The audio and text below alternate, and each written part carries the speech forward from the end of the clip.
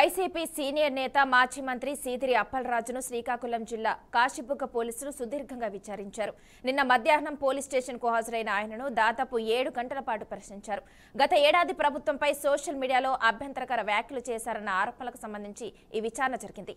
గత ప్రభుత్వ హయాంలో అప్పలరాజు సామాజిక మాధ్యమాల్లో చేసిన కొన్ని వ్యాఖ్యలపై అప్పట్లో కేసు నమోదైంది. ఈ కేసుకు సంబంధించి విచారణకు హాజరు కావాలని పోలీసులు నిన్న ఉదయం పలాసలోని ఆయన నివాసానికి వెళ్లి నోటీసులు అందజేశారు. పోలీసుల ఆదేశాల మేరకు అప్పలరాజు మధ్యాహ్నం 2:30 సమయంలో కాశీబుగ్గ పోలీస్ స్టేషన్ కు చేరుకున్నారు. అక్కడ అధికారులు ఆయన్ను సుదీర్ఘంగా ప్రశ్నించారు. దాదాపు 7 గంటల పాటు విచారణ కొనసాగింది. పాత పోస్టులు, వాటి వెనుక ఉద్దేశాలపై పోలీసులు ఆయన్ను పలు ప్రశ్నలు అడిగినట్లు సమాచారం. విచారణ ముగిసిన అనంతరం మళ్లీ అవసరమైనప్పుడు పిలుస్తామని, విచారణకు సహకరించాలని చెప్పి అధికారులు ఆయన్ను పంపించారు. ఈ పరిణామం స్థానిక వైసీపీ వర్గాల్లో చర్చనీయాంశంగా మారింది. ఇక ఇదే అంశానికి సంబంధించి పూర్తి సమాచారాన్ని మా ప్రతినిధి శ్రవణ్ అందిస్తారు. శ్రవణ్, చెప్పండి. థ్యాంక్ యూ మనస. శ్రీకాకుళం జిల్లా పలాసలో మాజీ మంత్రి సీదిరి అప్పలరాజుకి అయితే భారీ ఊరట లభించిందని చెప్పవచ్చు. అయితే ప్రధానంగా శ్రీకాకుళం జిల్లా పలాస పోలీస్ స్టేషన్ పరిధిలో మాజీ మంత్రి సీదిరి అప్పలరాజుపై 2024లో నమోదైనటువంటి ఒక కేసు విషయంపై అయితే మాత్రం నిన్న మధ్యాహ్న సమయంలో పోలీసులు 41A నోటీసు ఇంటికెళ్లి ఇవ్వడం జరిగింది.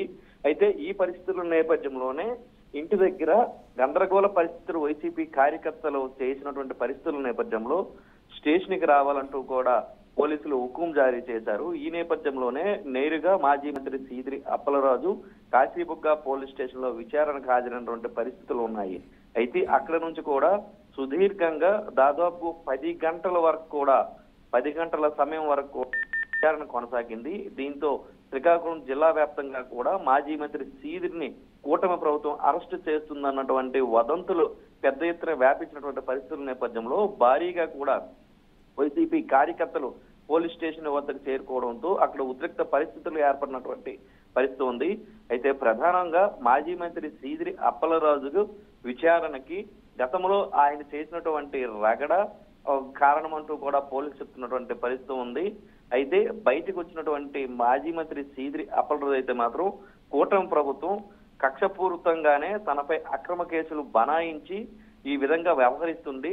ప్రశ్నిస్తే కేసులు పెడతారా, అక్రమ కేసులు పెడతారా, మేము అడిగినటువంటి ప్రశ్నలకు సమాధానాలు చెప్పకుండా కేసులు పెట్టడమే సమాధానం అంటూ కూడా ఆయన మళ్ళీ ఫైర్ అయినటువంటి పరిస్థితి ఉంది.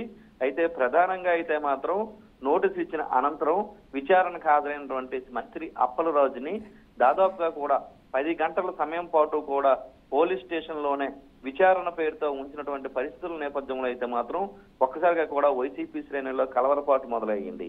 అయితే ప్రధానంగా అయితే మాత్రం గతంలో పోలీస్ స్టేషన్ ఆవరణలోనే పోలీసులపై విరుచుకుపడడం, అలాగే అనేక కేసుల విషయంలో కూడా పోలీసులకి యాంటీగా సోషల్ మీడియాలో పోస్టులు పెట్టడం, ఇలాంటి వ్యవహారాల కారణంగానే ఆయన పైన ఇప్పటికే దాదాపుగా కూడా 10ల సంఖ్యలో కేసులు నమోదైనటువంటి పరిస్థితుల నేపథ్యంలో అయితే మాత్రం అందులో పలాస మండలానికి చెందినటువంటి విజయకృష్ణరాజు అనే వ్యక్తి ఇచ్చినటువంటి ఫిర్యాదు మేరకు కేసు నమోదు చేయడం జరిగింది. ఆ ఒక్క కేసు విషయంలో మాత్రమే సీదిరి అప్పలరాజును పిలిపించి విచారణ కొనసాగించామంటూ కూడా పోలీసు ఉన్నత వర్గాలు అయితే వెల్లడించినటువంటి పరిస్థితి ఉంది. ఏది ఏమైనప్పుడు కూడా నిన్న మాజీ మంత్రి సీదిరి అప్పలరాజును పోలీస్ స్టేషన్ లో దాదాపు కూడా 10 గంటల పాటు ఉంచి విచారణ పేరుతో వేధింపులకు గురి చేశారని ఓవైపు వైసీపీ శ్రేణులు ఆరోపణలు చేస్తున్నటువంటి పరిస్థితి ఉంది. అయితే ఈ నేపథ్యంలోనే రానున్న రోజుల్లో కూడా మిగతా కేసుల్లో కూడా మాజీ మంత్రి సీదిరి అప్పలరాజుని అనేక విధాలుగా కూడా అనేక కోణాల్లో కూడా విచారించే అవకాశం ఉన్నటువంటి పరిస్థితుల నేపథ్యంలో ఎలాంటి పరిస్థితులు ఏర్పడతాయి అనే విషయంపైన కూడా పెద్ద ఎత్తున కూడా చర్చ జరుగుతుంది. అయితే ప్రధానంగా మాజీ మంత్రి సీదిరి అప్పలరాజు దాదాపుగా కూడా రాత్రి 11 గంటల సమయంలో పోలీసులు విడిచిపెట్టిన అనంతరం కూడా మీడియాతో మాట్లాడే ప్రయత్నం చేశారు. ప్రధానంగా కూటమి ప్రభుత్వం పైన అయితే మాత్రం ఆయన విరుచుకుపడి మరోసారి కూడా నోరు జారినటువంటి పరిస్థితి ఉంది. ఇవన్నీ కూడా అక్రమ కేసులు అన్యాయంగా తమపై పెట్టి కూటమి ప్రభుత్వం తనను టార్గెట్ గా చేస్తూ వేధిస్తున్నటువంటి పరిస్థితి ఉందని కూడా చెప్తున్నటువంటి పరిస్థితి కూడా ఉంది. గత కొద్ది రోజుల క్రితం మైనర్ బాలిక పైన జరిగినటువంటి దాడి విషయంలో నేను ప్రశ్నించడం జరిగింది.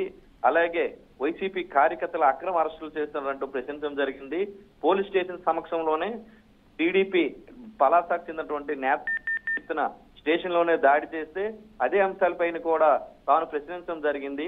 ఇవన్నిటికి కూడా సమాధానం చెప్పుకోవడం చేతగానటువంటి కూటమి ప్రభుత్వం అక్రమ కేసులు బనాయించి తనను వేధించాలని చూస్తుంది.